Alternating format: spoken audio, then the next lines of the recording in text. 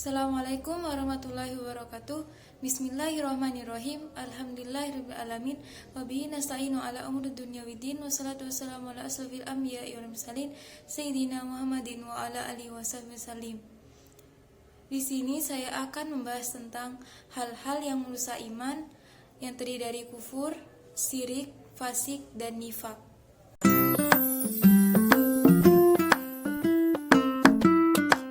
Pengertian kufur. Secara bahasa, kata kufur berarti menghalangi sesuatu dan menutupinya.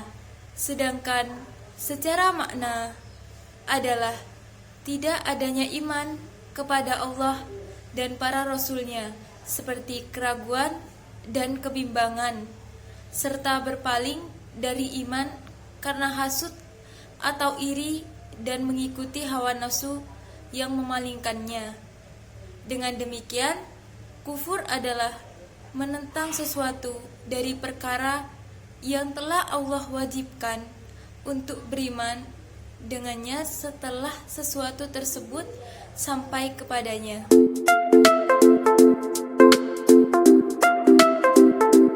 Kufur besar bisa mengeluarkan seseorang dari agama Islam.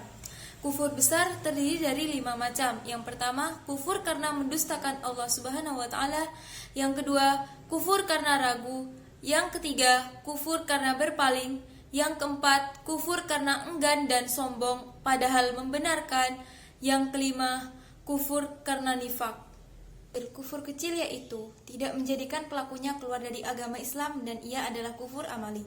Kufur amali ialah dosa-dosa yang disebutkan dalam Al-Quran dan As-Sunnah sebagai dosa-dosa kufur, tapi tidak mencapai derajat kufur besar seperti kufur nikmat.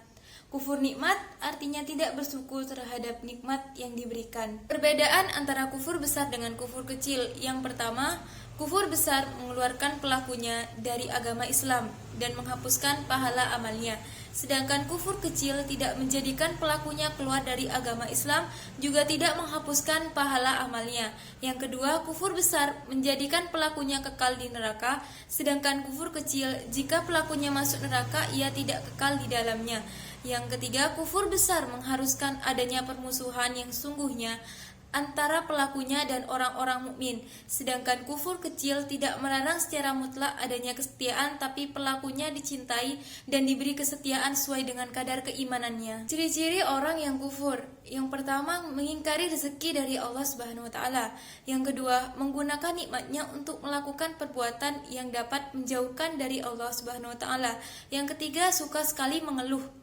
Mereka yang kufur dalam nikmat biasanya akan selalu merasa tidak nyaman, merasa tidak pernah cukup dan tidak pernah puas dalam keadaan apapun, bahkan dengan hal yang sebenarnya tidak perlu dikeluhkan. Apa yang didapat ketika orang yang kufur? Satu, nikmatnya tidak akan ditambah atau bahkan dicabut oleh Allah Subhanahu wa taala. Yang kedua, mendapatkan dosa atau bahkan laknat dari Allah Subhanahu wa taala. Yang ketiga, hidupnya tidak tenang sebab selalu merasa kekurangan. Yang keempat, nikmat yang dimiliki tidak berkah. Yang kelima, cenderung mudah iri dan dengki atas kenikmatan milik orang lain. Cara mencegah sifat kufur adalah rajin menuntut ilmu agama, hindari dusta, ingkar janji, khianat, sholat 5 waktu jangan sampai ditinggalkan, perbanyak baca istighfar, berdoa agar dihindari dari sifat kufur, fakir, dan munafik.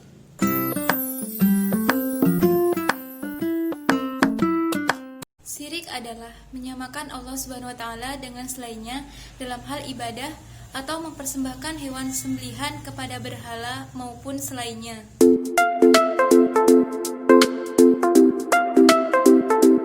Syirik besar adalah memalingkan ibadah selain Allah seperti berdoa, menyembelih kurban, dan nazar untuk selain Allah. Syirik besar terbagi menjadi 4 macam. Yang pertama, syirik dakwah atau doa, yaitu berdoa kepada Allah Subhanahu wa taala tetapi ia berdoa pula kepada selain Allah.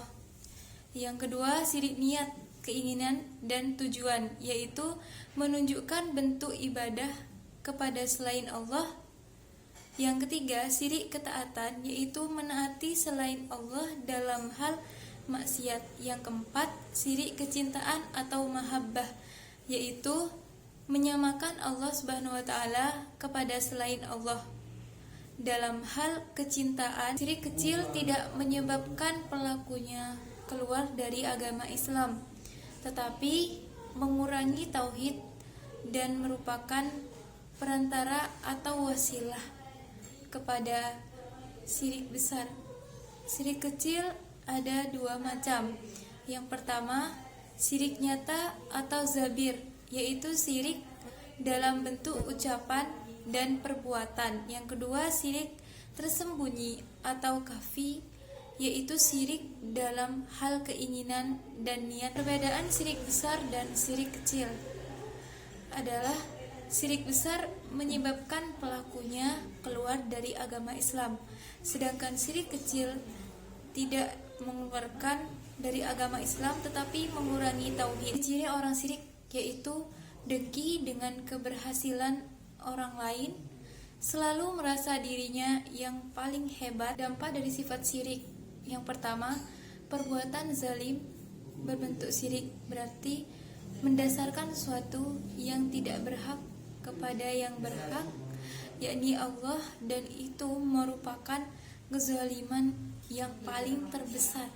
Yang kedua, dosa tak diampuni oleh Allah dan tidak akan mengampuni orang yang berbuat syirik kepadanya jika ia meninggal dunia dalam kemusyrikannya. Yang ketiga, tempatnya di neraka. Cara mencegah sifat syirik adalah ikhlas dalam berbuat, yakin adanya balasan Allah, dan banyak zikrullah.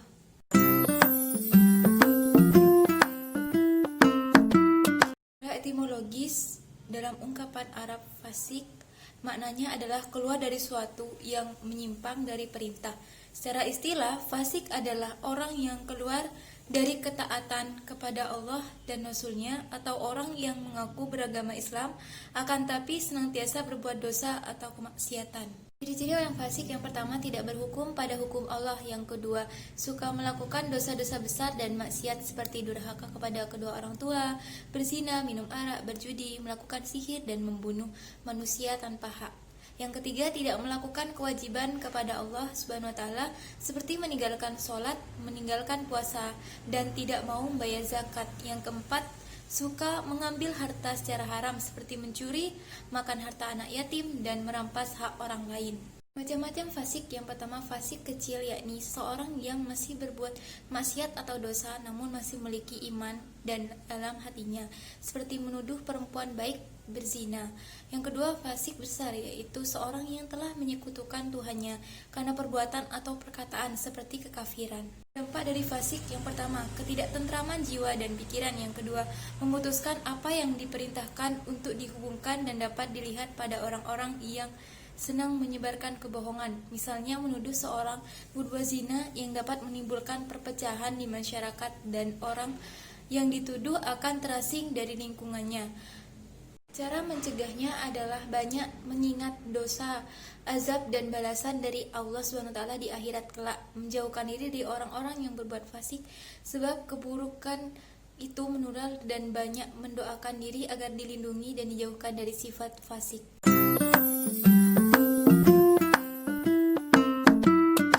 Cara bahasa berasal dari kata nafikoh, yaitu salah satu lubang tempat keluarnya yarbu atau hewan sejenis tikus dari sarangnya, yang jika dicari dari lubang yang satu, ia akan keluar dari lubang yang lainnya. Dikatakan pula nifak berasal dari kata nafak, yaitu lubang tempat sembunyi. Nifak menurut cara, yaitu menampakkan Islam dan kebaikan tapi menyembunyikan kekufuran dan kejahatan.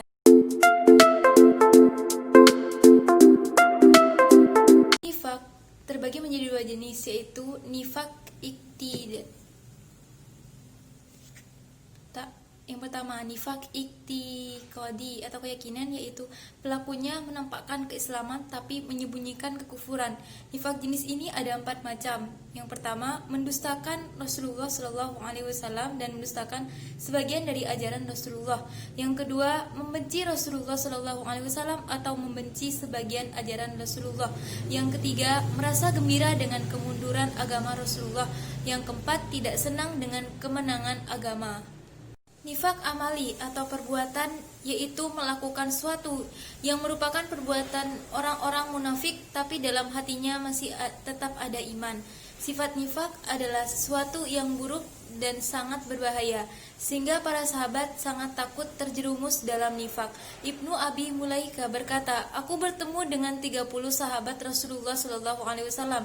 Mereka semua takut ada nifak dalam dirinya. Antara nifak besar dan nifak kecil yaitu, yang pertama, nifak besar mengeluarkan pelakunya dari agama Islam, sedangkan nifak kecil tidak mengeluarkan pelakunya dari agama. Yang kedua, nifak besar adalah berbedanya yang lahir dengan yang batin dalam hal keyakinan, sedangkan nifak kecil adalah berbedanya yang lahir dengan yang batin dalam hal perbuatan, bukan dalam hal keyakinan. Yang ketiga, nifak besar tidak terjadi dari seseorang mukmin, sedangkan nifak kecil bisa terjadi dari seorang mukmin.